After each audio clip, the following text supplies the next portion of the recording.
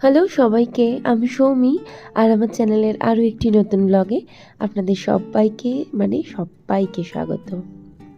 তো কেমন আছেন আপনারা? আমি আশা করব আপনারা নিশ্চয়ই ঈশ্বরের আশীর্বাদে ভালো আছেন।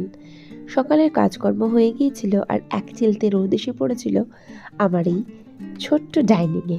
আর সকালের যেহেতু সমস্ত কাজকর্ম কমপ্লিট, সেজন্য ঘরদোর কিন্তু একদম নিট অ্যান্ড ক্লিন আছে। তবে বাবুইও ঘুমাচ্ছে আর তমালও ঘুমাচ্ছে। আর আমার ভীষণ চা খেতে ইচ্ছা করছিল, তাই আমি রান্নাঘরে চাটা আমার জন্য বসিয়ে দিয়েছিলাম। তো চাটা টকবক করে ফুটে উঠেছে, আর সেই সময় আমার বাবুইও ঘুম থেকে যথারীতি উঠে পড়েছে। আমি ওকে জিজ্ঞাসা করলাম, তুই চা খাবি? তো ও বলল, না, খাবো না। ঠিক আছে, তাহলে শুধুমাত্র আমি আমার জন্যই চাটা ছাকলাম। আমি চাটা খেতে বসেছি, সেই সময় বলছে, মাম্মা আমি একটু চা খাবো। আমি বললাম, তাহলে দাঁড়া, ওয়েট কর, আমার হয়ে যাক, তারপর তোকে আমি এক কাপ চা করে দিচ্ছি। মাথার চুলের গামছাটা খোলার সময়ই পাইনি, কত ব্যস্ততা আমার। তো সেই বসেই আমি চা খেতে শুরু করে দিলাম। আজকে তমালের শরীরটা একটু ভালো আছে, আজকে ও বাজারে যাবে। আমাকে যাবার সময় রোজ জিজ্ঞাসা করে যায়, পিঙ্কি কী আনবো কী আনবো না। আমি রোজ বলে দিই গুছিয়ে টুছিয়ে সব কিছু।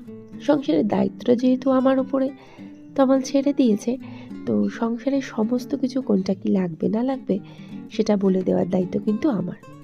এমনিতে আমি একটু খ্যাপা, তো আমার সমস্ত রাগ জেদ, অন্যায় আবদার, এমনি আবদার, এক কথায় তমাল ঘোষ কিন্তু মেনে নেয়। তমালের সাপোর্ট না থাকলে আমি না মনে হয় ঠিক করে সংসারই করতে পারতাম না। তমাল ভীষণ সাপোর্টিভ।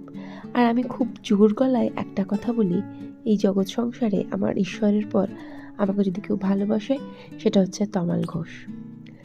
আমার বর, আমার একমাত্র বর। ওই যে ভালোবেসে আমার জন্য নিয়ে এসেছে কালকে জামরুল। ও জানে আমি জামরুল খেতে ভালোবাসি, তো সেই জন্য গতকাল রাত্রেই এই জামরুলটাও নিয়ে এসেছিল। তো জামরুল না ছোটোবেলায় খেতাম, আমার মামার বাড়ি গেলে তাদের একটা পাশে গাছ ছিল, সেই গাছ থেকে জামরুল পড়তো আর আমরা না খেতাম। অমনি কোনো রকমের জামায় ঘষে খেয়ে নিতাম, তখন শরীর টরীর খারাপ করতো না। আর আজকাল পান থেকে চুন খসলেই কেমন যেন শরীর খারাপ করতে থাকে, একটু কম বেশি খেয়ে ফেললেই শরীর খারাপ করতে থাকে। এই যে এক্ষুনি এক গাল ভরে মুখ বড় করে বললাম না, আমার বর আমাকে খুব ভালোবাসে, আমার কথা শুনে উঠে বস। কিন্তু আজকে বাজারে গিয়ে ঘটিয়েছে একটা ব্লান্ডার, ওই জন্য মুখ ভার করে বাজারের ব্যাগ দুটো আমি নিয়ে এলাম। করেছে কি, ফ্রিজের মধ্যে 4টে কাঁচা আম এখনও আছে, আবার কাঁচা আম নিয়ে এসেছে। মাথাটা তো গরম হয়ে গেল, আগুন ছুটে গেল মাথায়। আর তার মধ্যে না আজকে সকালে আমি ব্রেকফাস্ট করিনি, রেডি করিনি। তো তমাল যেহেতু বাজারে যাচ্ছিল, আমাদের এখানে একটা ফেমাস মিষ্টির দোকান আছে, মেজদার দোকান। আর সেই মেজদার দোকানের কচুরি আর ডাল খেতে এত সুন্দর, কি বলবো। তবে দুঃখের বিষয়, ডালটা পাইনি, তরকারিটা নিয়ে এসেছে। তরকারিটাও বেশ ভালো লাগলো। অনেক দিন পর আজকে আবার বাইরের খাবার খেলাম সকালবেলা ব্রেকফাস্টে। আগের থেকে ওই যে বললাম তমালের শরীরটা একটু ভালো আছে। বাবুই পড়ছিল বলে ও বললো, মামা আমি একটু পরে খাচ্ছি। আমি আর বাবুই দুজনে মিলে আমি আর তমাল দুজনে মিলে খেতে বসে গেলাম। তো তমাল বেরিয়ে গিয়েছিল, আর আমি না আনাজগুলো কাটতে শুরু করলাম। আজকে একটু লাল শাক ভাজবো, সেজন্য লাল শাকটা প্রথমে কুচু কুচু করে কেটে নিচ্ছিলাম। আমি চেষ্টা করি লাল শাকটা সুন্দর করে কাটার, বাট কেটে উঠতে পারি না। এরপরে শাকটা কেটে সাইড করলাম, আর তারপরে না ঢ্যাঁড়সগুলো কেটে নিচ্ছিলাম। আজকে ঢ্যাঁড়স আলুর তরকারি করব, মুসুরির ডাল, আর হচ্ছে কি লাল শাক ভাজা। আর তমাল নিয়ে এসেছে আজকে বাটা মাছ। যখন ভাত খেতে বসবে সেই সময় বাটা মাছগুলো ভেজে দেবো।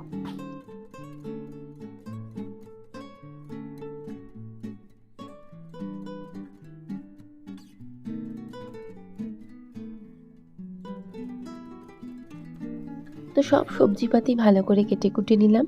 আর একদিকে একটা বড় কাজ, যেটা হচ্ছে আনাজের পাতি এনেছে না, সেগুলো তো ধুতে হবে, ধুয়ে আবার শুকাতে দিতে হবে, তারপর আবার গুছিয়ে তোলার, সে অনেক হাঙ্গামা।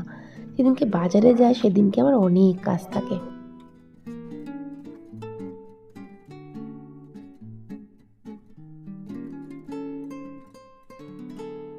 তো বাজারপত্র যা যেমন করে এনেছে।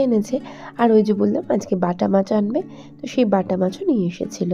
আর এই মাছ ধরতে আমার একদম ভাল লাগে না, কিন্তু যাই হোক সেই আমাকেই তো করতে হবে।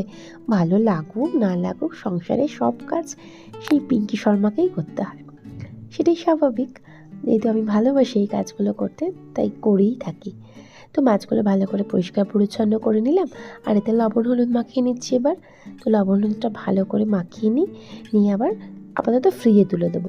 যখন ভাত খাবে তখন তো ভাজবো না, সেজন্য আপাতত ফ্রিজে তুলে দিলাম। আর এরপরে বসিয়ে দিলাম আমি রান্না।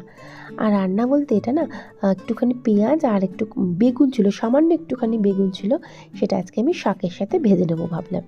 তো লাল শাকটা মানে পেঁয়াজগুলো ভেজে লাল শাকটা দিয়ে দিলাম। এবার লাল যেমন করে শাক ভাজে করে আমি নামিয়ে নেব।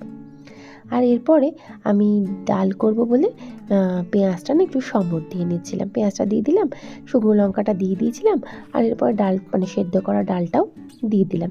ব্যাস, ডালটাও মোটামুটি রেডি হয়ে যাবে। জল দেবো, লবণ দেবো, ফুটে গেলে নামিয়ে নেবো। That's it.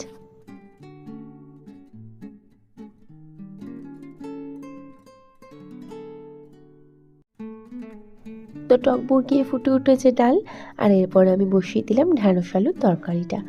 ঢ্যাঁড়স আলুর তরকারি খেতে আমি খুব ভালোবাসি, বাবুইও ভালোবাসে, তো আমারও খারাপ লাগে না। তো যাই হোক, ঢ্যাঁড়স আলুর তরকারিটাও কিন্তু একেবারে কমপ্লিট হয়ে গেল। আর এদিকে ভাতটাও ফুটে উঠেছে। এটা উপর দিলে আজকে দুপুরের মতন রান্নাটা কিন্তু শেষ হবে। তবে হ্যাঁ, মাছটা যে যখন খাবে বাব্বাটাকে ভেজে দিতে হবে। তো রান্নাবান্না কমপ্লিট, আনাজপত্র সব ধুয়ে আমি এখানে দিয়ে দিয়েছি। সন্ধ্যাবেলা হলে আবার সেগুলোকে গুছিয়ে আমি তুলে দেব। তো আজকের কাজ যেহেতু তাড়াতাড়ি কমপ্লিট হয়ে গিয়েছিল, সেজন্য আমি আজকে ভেবেইছিলাম লোটাসের যে আমার ফেশিয়াল কিটটা আছে, সেই কিটটা হাফ ইউজ করেছিলাম না, সেদিনকার যে লাস্ট আপনাদের সঙ্গে শেয়ার করেছিলাম, তারপরেও একবার নিয়ে কেনা হয়ে গিয়েছিল। তারপর আমি আর একবার দুবার ইউজ হয়ে গেছে এর মাঝখানে। তো আর একটা নতুন ফাইল কিনেছিলাম, তার থেকে যে হাফটা বেঁচেছে সেইটা দিয়ে আজকে আমি ফেশিয়ালটা কমপ্লিট করে নেব। কিছু কাজ নেই, তাড়াতাড়ি সব কাজ হয়ে গেছে, তো নিজের জন্যই সময় বের করেছি যখন, তা নিজের কাজেই লাগানো যাক। গল্প বই পড়া, ফোন ঘাঁটা, এগুলো তো আছেই। তো যাই হোক, পরপর স্টেপ বাই স্টেপ এই কাজটা আমি করে নিচ্ছিলাম। আর ফেশিয়াল করতে বসে না সোনার হারটা খুলতে ভুলে গিয়েছিলাম, সেজন্য খুলে আবার মোটরমালাটা আমি ওখানেই রেখে দিয়েছি। হয়ে গেলে আবার পরে নেব। তো যাই হোক, স্টেপ বাই স্টেপ একটা একটা করে প্যাকেট আমি খুলে ইউজ করছিলাম। এই লোটাসের এটা হচ্ছে না প্ল্যাটিনাম ফেস ওয়াশ বলছি, ফেশিয়াল কিট। তো এটা কিন্তু আপনারা ইউজ করতে পারেন, এটা অল টাইপ স্কিনের জন্য। আর আমার যেহেতু ভীষণ ড্রাই স্কিন, তো দেখলাম জিনিসটা খারাপ না, বেশ ভালো।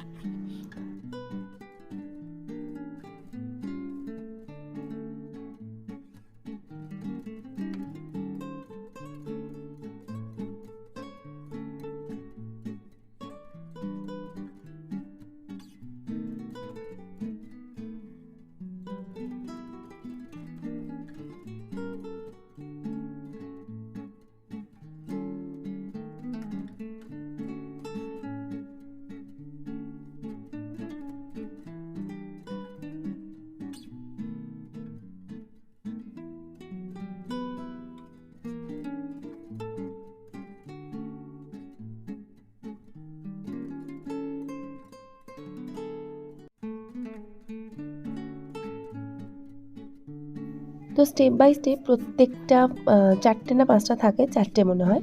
তো প্রত্যেক কটা একটা একটা করে ফলো করলাম, আর লাস্টে ফেস প্যাকটা লাগিয়ে নিয়েছিলাম। আর এর মাঝে না আমি মাছটা ভেজে নিয়েছিলাম।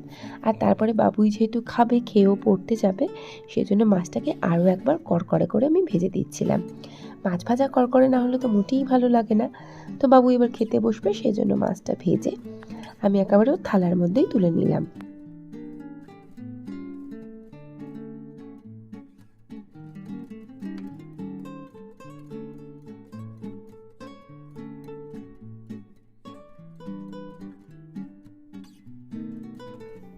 তো বাবুই খেতে বসে গিয়েছিল, আর খাওয়া দাওয়া কমপ্লিট করে ও সোজা বেরিয়ে গেল পড়তে। তো এখন পড়তে গেল, এখন বাজে প্রায় 2:30 মতন।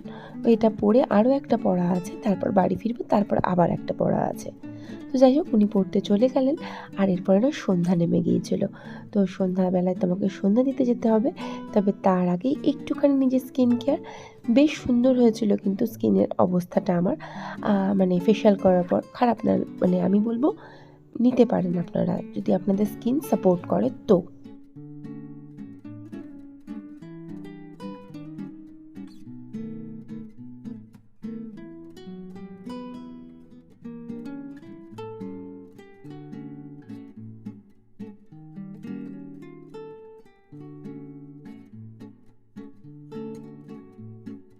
তো এরপরে চলে এলাম আমি ঠাকুর ঘরে। ঠাকুর ঘরে তো সন্ধ্যেবেলা সন্ধ্যা দেখাতে হয়, তো সেই জন্য আমি ঠাকুর ঘরে চলে এলাম।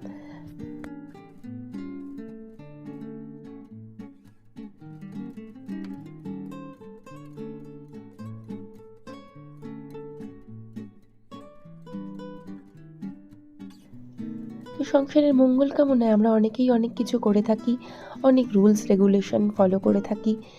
আমি এই ছোটোখাটো জিনিসগুলোই করি, বিশেষ কিছু তো পারি না।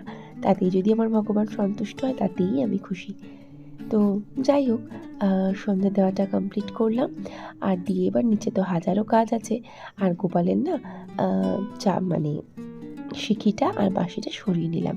ফুলগুলো অনেক আগেই সরিয়ে নিয়েছিলাম সকালের। আর তারপরে শঙ্খ বাজানো কমপ্লিট করে চলে যাব নিচে। আর বাবুই যেহেতু পড়ে ফিরবে, ওর পাবে জোর খিদে, ওকে আবার একটা কিছু করে দিতে হবে। তবে আজকে তমাল বলেছে পিঙ্কি রাতে একটু পরোটা করো, তো সেই জন্য আজকে যেহেতু পরোটা করবো, সন্ধ্যেবেলার ওকে বিশেষ কিছু দেবো না খেতে, বলবো একটু চা খেয়ে নে।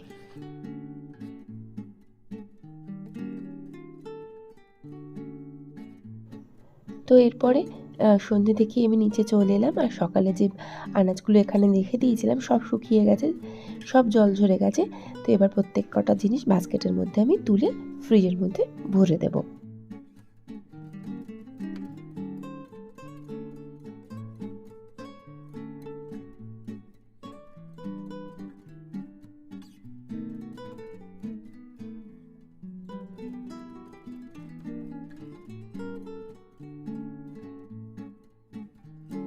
তো আনাজপত্রগুলো ঠিকঠাক করে অর্গানাইজ না করলে না আমার ভীষণ বিরক্ত লাগে। ফ্রিজ পুরো একদম হচপচ হয়ে আগোছালো হয়ে একাকার কাণ্ড হয়ে যায়। তো যাই হোক, সব জিনিসপত্রগুলো গুছিয়ে ফ্রিজের মধ্যে তুলে দিলাম। আর এদিকে রাতের বেলার খাবার আমি রেডি করতে শুরু করে দিলাম। আজকে করব ডাল ফ্রাই। সম্পূর্ণ রেসিপিটা শেয়ার করলাম না, একদিন পরে না হয় শেয়ার করে দেব। আর আজকে একদম সিম্পলি রান্নাটা বসিয়ে দিয়েছিলাম। কিছু না, 3টে ডাল প্রথমে একটু ভিজিয়ে রেখেছিলাম।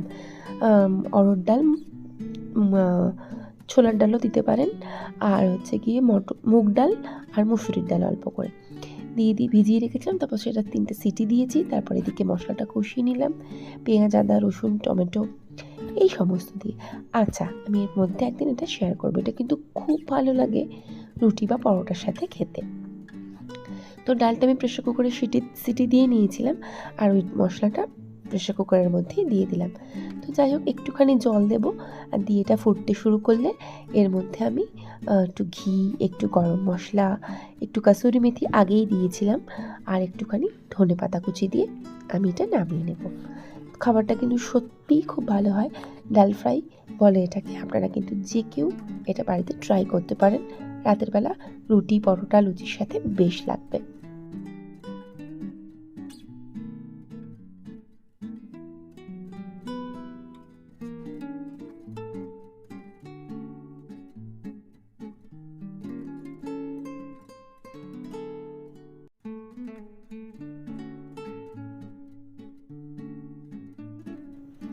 আর এরপরে যেহেতু পরোটা করব ভাবলাম, তাহলে ভাবলাম চলো একটুখানি লাচ্ছা পরোটাই করা যাক। এটা কিন্তু ঢপের লাচ্ছা পরোটা, হ্যাঁ, এটা পারফেক্ট রেসিপি নয়, জাস্ট মানে ওই ভেতরে যেন লেয়ারগুলো পড়ে সেই জন্য এই সমস্ত কায়দা মারছি। এটা মানে লাচ্ছা পরোটার পুরো রেসিপি কিন্তু এটা একদমই নয়। তো যাই হোক, কোনো রকমের চেষ্টা চরিত্র করে একটু পরোটাগুলো ঠিকঠাক করে বেলে নিচ্ছিলাম।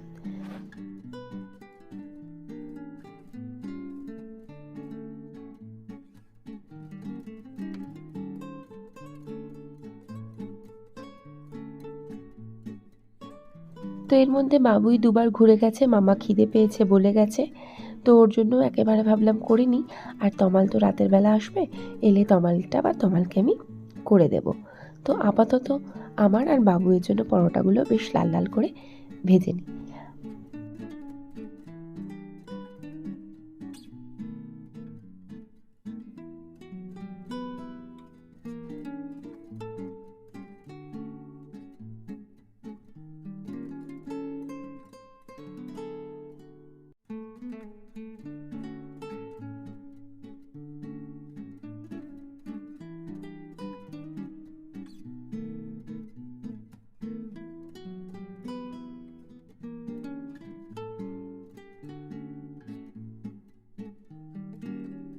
তো রান্নাবান্না কমপ্লিট, বাবুইকে খেতেও দিয়ে দিয়েছি, আর এবার আমি আমার জন্য খাবারটা বেড়ে নিলাম।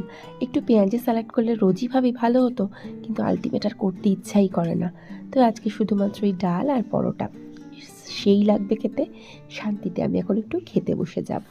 তমাল আসলে আবার তমালের পরোটাটা কমপ্লিট করে দেবো। তো ব্লগটা আজকে এখানেই শেষ করলাম। ভালো লাগলে প্লিজ পাশে থেকে যাবেন। ভিডিওটা দেখার জন্য থ্যাংক ইউ সো মাচ। দেখা হচ্ছে নেক্সট ব্লগে। Till then, tata.